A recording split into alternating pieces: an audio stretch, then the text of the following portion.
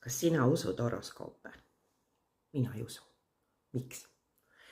Seepärast, et seal taga puudub tegelikult teadus.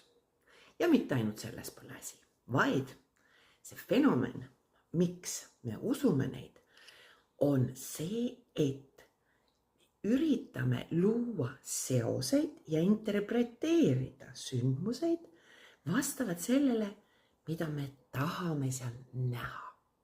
Ehk siis, see on analoogne sellega, kui teil elus juhtub mingi sündmus ja igal sündmusel on hea pool ja halb pool ja nüüd sõltuvalt sellest, missuguse käsitluse te sellest sündmusest valite, see hakkab määrama, kuidas te seda tõlgendate aju jaoks.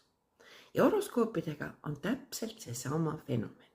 Ehk siis, kui teete hommikul ajalehe lahti või loete uudistes, et vot näed, kaaludel tuleb kehv päev ja temaga juhtub see ja see asi, siis isegi kui seda ei juhtu, siis te võtate nagu mingi sündmuse, mida te saate tõlgendada sedamoodi. Aga hullem veel on see, et lugedes, et teil nüüd hakkab minema halvasti ja te olete ju kaalud, siis te ju hakkate nägema igas sündmuses seda negatiivset poolt ja keskendute neile, mitte nendele pisikestele sündmustele või suurtele, mis lähevad hästi. Ehk siis horoskoopide tõlgendamine on nii nagu iga sündmuse tõlgendamine meie elus. Kui me eelistame uskuda ja näha mingit aspekti, siis me seda ka teeme.